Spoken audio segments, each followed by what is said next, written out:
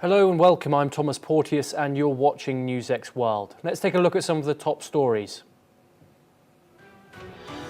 A UN-backed report has confirmed famine in Gaza City for the first time, warning that over 500,000 people face starvation, destitution and death. Israel has rejected the findings as false and biased, while UN leaders call the crisis a man-made disaster and urge an immediate ceasefire with full aid access.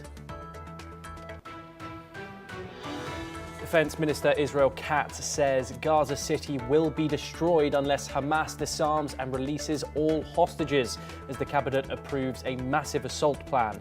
Hamas has backed a Qatari-Egyptian proposal for a 60-day ceasefire, but Prime Minister Benjamin Netanyahu rejects it, insisting on terms acceptable to Israel. Ukraine's military says it hit the Onechta oil pumping station on Russia's Druzhba pipeline, a crucial route for Europe-bound supplies, forcing deliveries to Hungary to stop.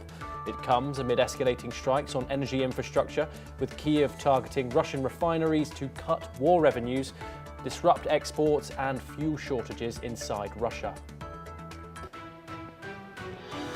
The UK, Australia, Japan and 18 other countries have condemned Israel's decision to build a controversial settlement in the occupied West Bank. In a joint statement, they called the move a violation of international law and warned it makes a future two-state solution impossible. At least 3 security personnel were killed and 19 wounded in Sulaymaniyah during the arrest of opposition figure Lahul Sheikh Jangi, a member of the powerful Talabani family in Iraq. Authorities say those killed included members of special operations, anti-terror units and commando forces. China's ambassador to India says Beijing firmly opposes Washington's heavy tariffs on Delhi and urges stronger India-China cooperation. He branded the US a bully after President Trump slapped a 25% penalty on top of existing tariffs for India's purchases of Russian oil and weapons, with new rates taking effect on August the 27th. Iranian Foreign Minister Abbas Araghchi will hold a joint call with his French, British and German counterparts to discuss nuclear talks and sanctions.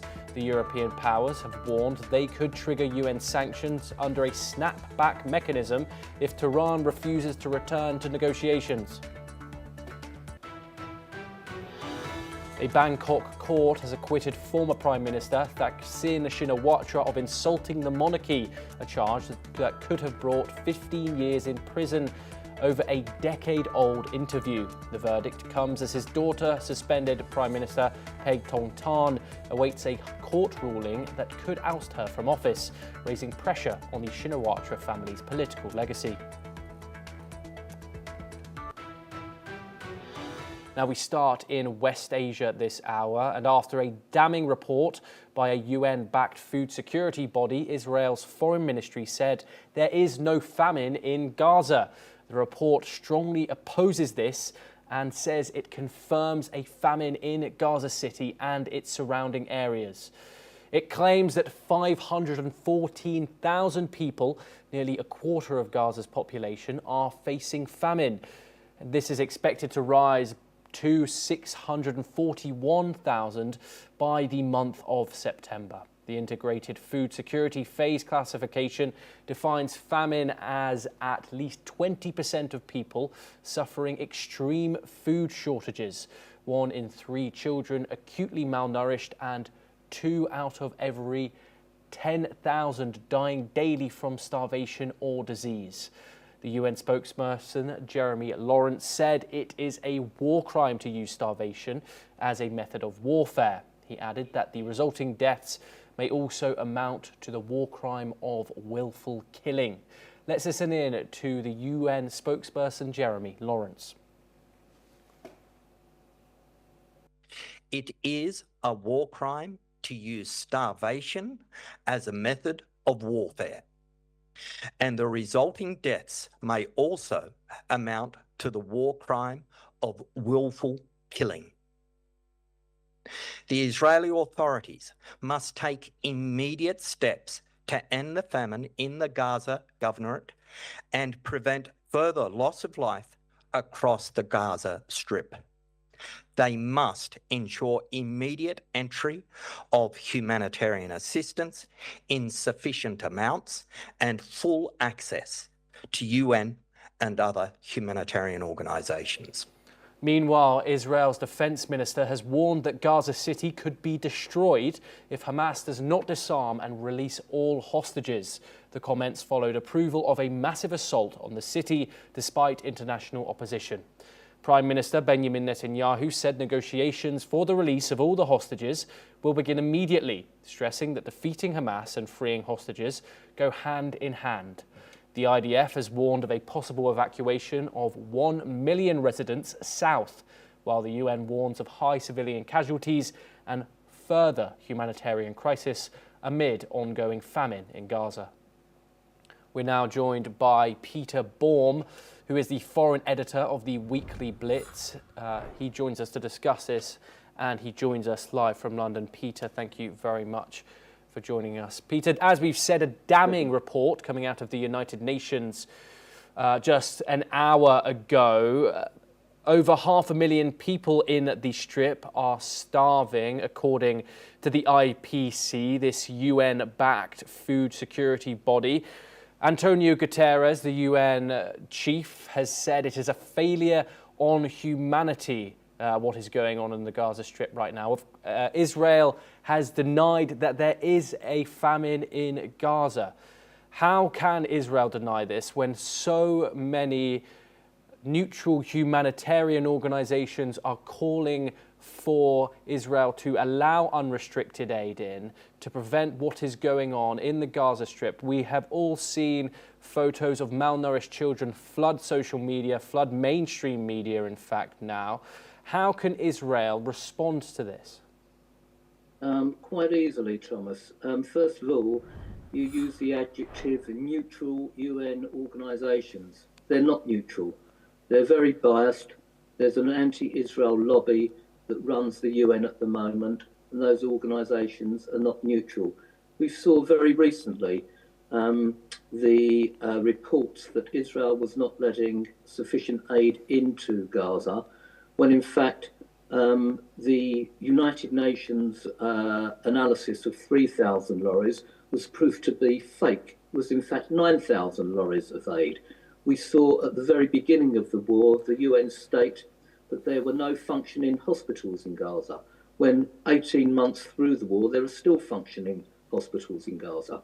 We've never seen a starving Hamas operative.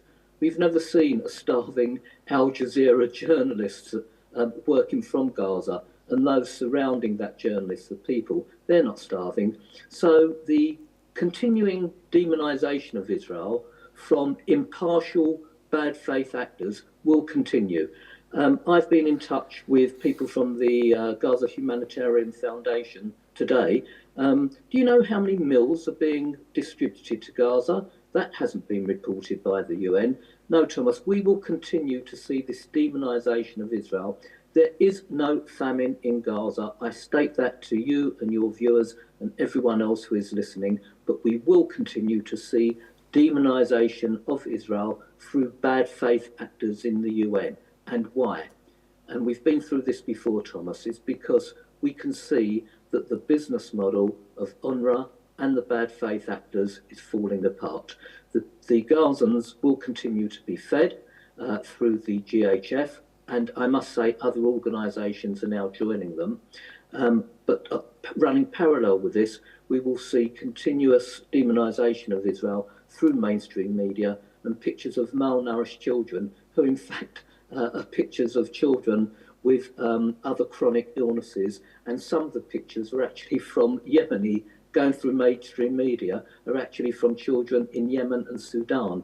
So I dare say a week from now, Thomas, another UN report will come forward demonising Israel. But what's going on the ground in reality is a very far cry from what the mainstream media are reporting. And that's why mainstream media these days is not trusted, and their viewing audiences on a downward trajectory. Peter, you mentioned, of course, that the Gaza Humanitarian Foundation, a highly controversial organization which has been known to kill people while distributing aid, according to the UN once again. Nearly 2,000 people have now been killed since May. The reason why that we can't check these numbers independently is there is no international journalists still being let into the Gaza Strip in order to check these figures. The World Health Organization, of course, has also said that the Gaza hunger is, quote, spiraling out of control. A coalition of 14 major organizations in February, they all raised alarms about the hunger situation in the Gaza Strip. There has been, of course, that press conference by Benjamin Netanyahu where he gave those images of those 3 children where he said they were all fake. How can people looking from the outside in trust Israel and their information when they do not allow independent investigation into the Gaza Strip to check these facts? This is a balancing act.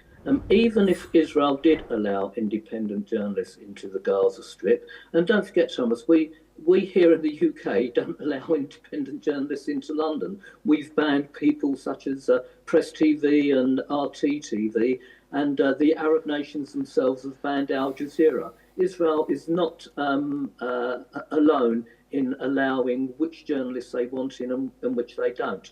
But the demonisation of Israel via the United Nations has been an ongoing process. You've only got to look at the resolutions passed against Israel in the UN prior to October the 7th, which is as a multiple 15 times more than any resolutions of all the other United Nations together. So I think the question, Thomas, for all journalists really wanting to understand what's going on in Israel and the Palestinian territories is to establish why the UN has for decades been on this demonisation of Israel, this total negativity and this kind of pro-Palestinian support, bearing in mind the Palestinian charters, both of which seek to exterminate Jews. That's the real question, not the continuous propaganda spewed out by these UN NGOs who really have no credibility whatsoever. I would be supportive of listening to the Israeli government every day of the week rather than an NGO. Peter Baum, thank you very much for joining us. We will, of course, bring you all updates when we get them from the ongoing war between Israel and Hamas. We now move over to Europe for our next story, where in the ongoing conflict in eastern Ukraine, Russia has claimed the capture of 3 key villages in the Donetsk region. The Russian Defense Ministry announced on Friday that its forces have taken control of Katanivka, Vlodymarivka and Rusan Yar, marking a significant advance towards Ukraine's crucial defense line. The villages are located in the area Moscow refers to as the Donetsk People's Republic, a region Russia has claimed as part of its annexation since September of 2022. The fighting in this embattled area continues to intensify, with both sides vying for control of vital strategic positions. We're now joined by Professor Alexei Haran. He's a professor of comparative politics from the University of Kyiv, Molya, and he joins us from Kharkiv in Ukraine. Thank you very much, Professor, for joining us here on NewsX World. I want to get your, first of all, the feeling in Ukraine currently. Obviously, aerial attacks are escalating. Russia is very, very slowly taking more land, according to them.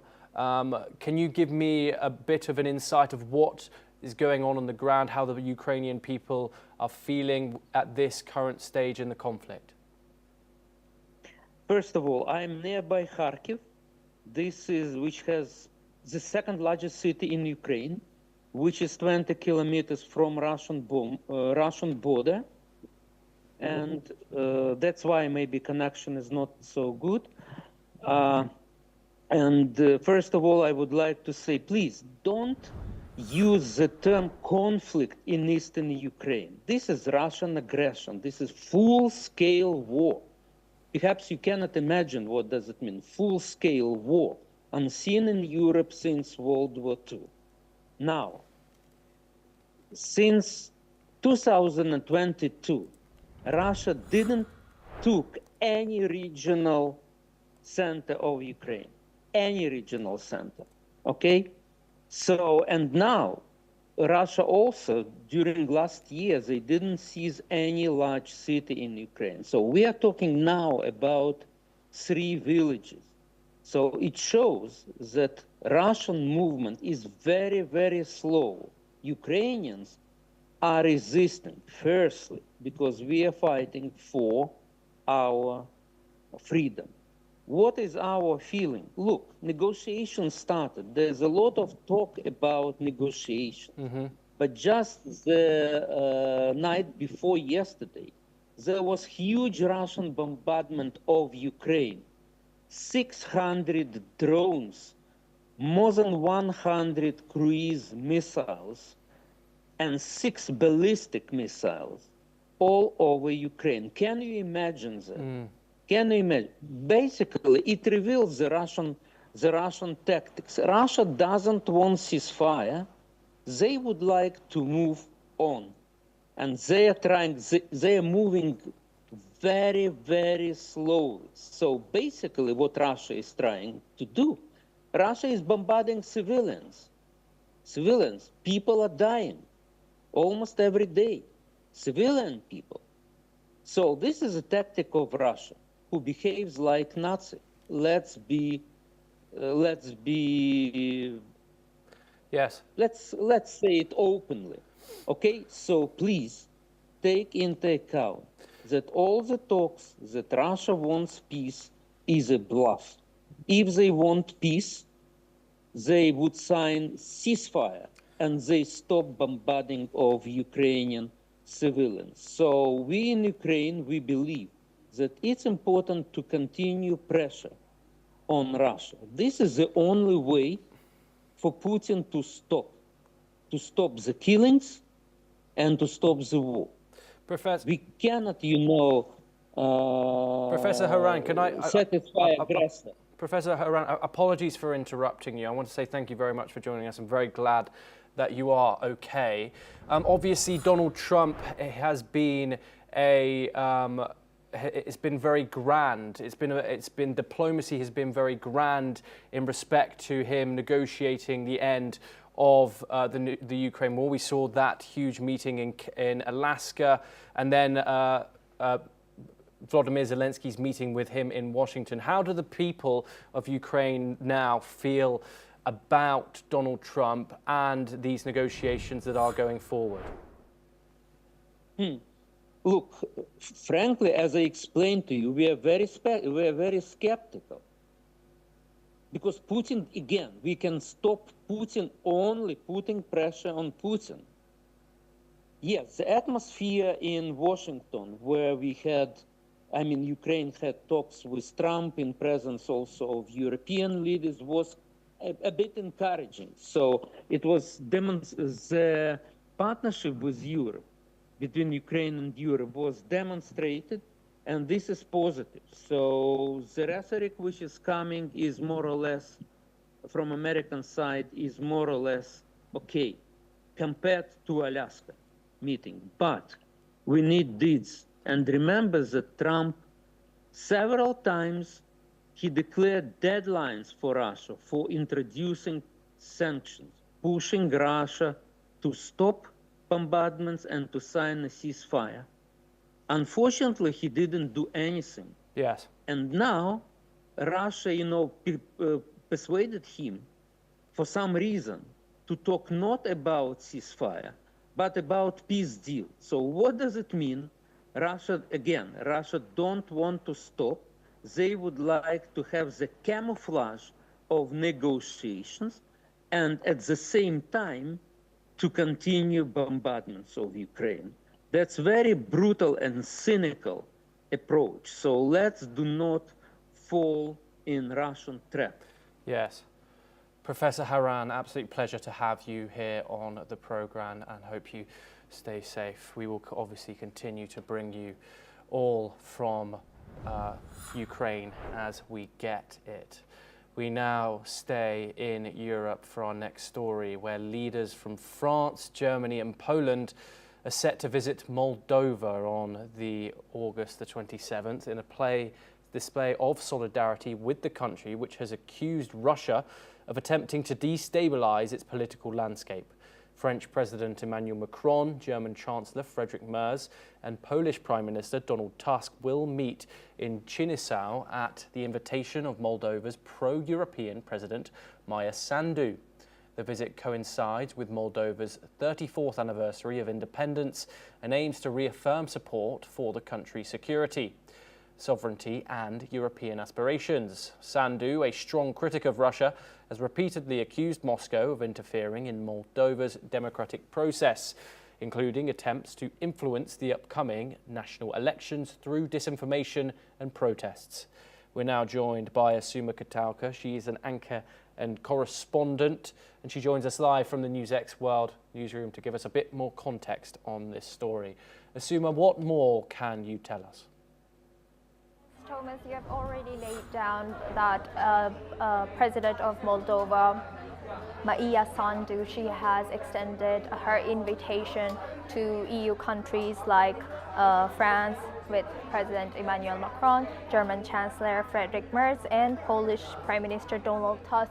All of three are pro-Ukrainian, and maybe strategically Moldova is seeing how, or they are visiting, this timing is crucial, as they might be weighing how can they support, or Moldova can support EU in supporting Ukraine. So Moldova used to be a country partly under USSR, and it regained independence in 1991. And it still has some popular USSR supporters, pro-Russian supporters. So Maia Sandu, who is the president of Moldova, she is the leading party. However, the second leading party is pro-Russian. It is also still, it holds a majority of 14.9%, which ranks in second among Moldova's parties. So you can see that this is still a new country. It has not still granted a full membership of EU. It is, however, a candidate member for maybe for joining EU in the future, but still not yet a full member of EU. However, they were granted candidate membership in 2022 June, just after 3 months of when they applied. So you can see there still are some hopes that they can join EU, but they have yet to join EU. So this crucial meeting is taking place on 27, and we will see how this plays out in maybe seeing that how can Moldova support more and show how can it support and contribute to the EU members who are supporting Ukraine. Thank you very much, Asuma, for providing context on that story. We now move on once again, and this time over to the Indo-Pacific, where the Philippines and Australia are moving towards a new defence agreement set to be signed next year, aimed at boosting military cooperation in the region. The pact will enable more joint military drills and strengthen defence infrastructure in the Philippines across 5 locations. Philippine Defense Minister Gilberto Teodoro said China's recent activities have widened its deficit and trust and are a matter of concern and condemnation. He added that while the Philippines cannot control China's unilateral actions, deterrence is essential. Teodoro also called these moves gross violations of international law, noting strong security relations with the US. China has also announced interim measures to control rare earth mining, smelting and separation. Now, for this story, we are joined by William Yang, who's a China analyst, and he joins us live from Taipei, Taiwan, to discuss this in further detail. William, pleasure to have you on the program. How significant, William, will this defence pact be once it is signed next year? And how will this influence the region and the defence over China further? Yeah, I think this is an important step for the Philippines' ongoing efforts to strengthen and deepen defense and security related cooperation and partnerships with like-minded countries in the region, especially beyond the United States. I think, we always know that the U.S. Has been a treaty ally for the Philippines for decades, and since the Biden administration a couple years ago, they have deepened their cooperations with the Philippines, opening up port access in the northern part of the country. But I think at the same time, the Philippines recognize that it's not enough to only rely on the United States. It does need to diversify its defense-related partnership in order to reduce the risk of only relying heavily on one partner. So we've seen the Philippines and Japan deepen their security and defense-related cooperations, and now with Australia offering similar helps, this is going to be a big boost to the Philippines' overall efforts to modernize its military and defense capabilities. And I think it's definitely a welcomed step for Manila, which continues to face constant aggression and coercion coming from the Chinese side across several different reefs in the South China Sea. Yes, William, Philippine Defense Minister Gilberto Teodoro has called China's recent activities a deficit of trust and a matter of concern and condemnation. What activities is he talking about here? I believe the defense minister is referring to the ongoing interception that the Chinese Coast Guard and navies have been conducting against Philippine vessels that are either conducting resupply missions to either Scarborough Shoal or Second Thomas Shoal to support and continue to provide supplies to the Philippine personnel stationed on those two disputed reefs. We have witnessed repeated collisions and confrontations between vessels from the two sides in recent years. And one of the most recent incidents, in fact, happened when a Chinese Coast Guard vessel accidentally collided with one of the Chinese Navy's vessel in a high-speed chasing episode against a Philippine vessel. And that, I think, highlighted again the level of the aggression that the Chinese side is applying to these incidents and try to intercept and try to deter the Philippines from conducting these resupply missions. But I think with the support of like-minded allies of conducting joint drills and also joint patrols in similar regions, I think this is the tactic that the Philippines is counting on, and at the same time continuing to video document all of these incidents with the Chinese so that they can actually share evidence and continue to help to push their side of the narrative and also their side of the evidence with the international community. But at the same time, we're seeing also the Chinese side releasing videos more and more on a frequent basis. And I think going back to the talk about deficit, what I think the defense minister is talking about is how the Chinese behaviors are contradicting the Chinese narratives from the government, saying that they are committed to upholding peace and stability in the region, but their actions oftentimes are undermining that, or at least contradicting these rhetorics. William Yang, thank you very much. Pleasure to get that insight. Thank you very much for taking the time and speaking to us here on NewsX World.